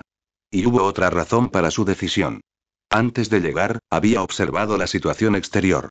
Los soldados robóticos no habían dañado a ningún civil wakandiano. Esto demostró que el enemigo, quienquiera que fuese, no tenía intención de aniquilarlos por completo. Si no fuera así, Oyeida nunca se habría rendido tan fácilmente. Anciano, no me hagas juegos de palabras. Dije que si me entregan todo su vibranium y sus hierbas con forma de corazón, les garantizo la vida. Si quieren vivir, más les vale entregarlo primero. La voz de Vito era helada. Por supuesto, Lord Víbora. La hierba con forma de corazón está almacenada donde vivo. En cuanto al vibranium de la ciudad, lo recogeré de inmediato. Oyeida asintió. ¿Solo el vibranium en la ciudad? Vito se burló. No entiendo lo que quieres decir. La expresión de Oyeida permaneció neutral. La cantidad de vibranio que incautaron las fuerzas de la ONU, sumada a lo que se usa en toda la ciudad, no representa ni una décima parte de la producción minera histórica de Wakanda. Incluso si incluyó lo que hay ahora en la ciudad, los números no cuadran. Viejo, ¿quieres explicarme a dónde fue el otro 90%? ¿Te lo comiste? El tono de Vito se volvió agudo. Y entiendo. Oyeida suspiró, sabiendo que no tenía sentido ocultar la verdad. Caminó hacia el cadáver de Tpani, registró su cuerpo por un rato y recuperó una pequeña caja. Luego dio un paso adelante y se lo entregó a Vito. Esta era la misma caja que Atsuri le había confiado a Tpani antes de morir. ¿Cómo funciona esta cosa? Vito examinó el contenedor de vibranio finamente elaborado. No estaba seguro de cómo abrirlo y no quería correr el riesgo de activar un mecanismo de autodestrucción. Una sola gota de la sangre del príncipe lo desbloqueará. Olleida lanzó una mirada triste al inconsciente T'Chaka. Bien. Vito, todavía en su forma de dragón, sonrió con satisfacción. Pero para los habitantes de Wakanda presentes, esa sonrisa no era menos que demoníaca. Los horrores que habían presenciado hoy nunca los olvidarían.